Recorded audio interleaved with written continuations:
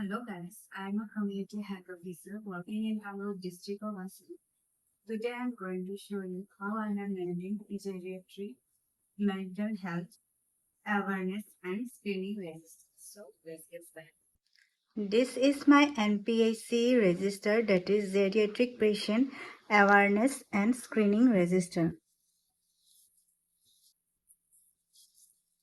As you can see here, I have written the minutes of awareness meeting on the left page and on the right page we have documented the details of the geriatric screening for elderly person. In the awareness meeting, I have written first the venue, then date, time, then participants present, name of the participants, then objective of the meeting, and then points discussed. What is NPAC, common health problems in elderly, and healthy aging tips. In the screening part, the serial number, name, age, gender, address, complaints, health issues if any, blood pressure, RBS, advice given if any, then refer and follow up.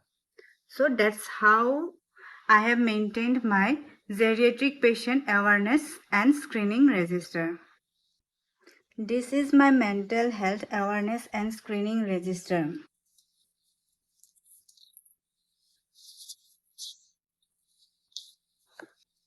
As you can see here, I have written the minutes of awareness meeting on the left page, and on the right page I have written the screening of the patients. In the awareness part, I have written first the venue, date, time, then signature of the participants present, then objective, then topics discussed. Then on the screening part, I have written firstly serial number, name, age and gender, address, assessment, risk factors if any, action taken, referred, and follow up.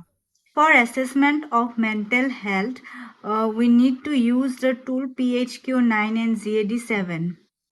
I will show you PHQ-9 and GAD-7 in my next video, and that's how I have maintained my mental health awareness and screening register. So that's all. Thank you.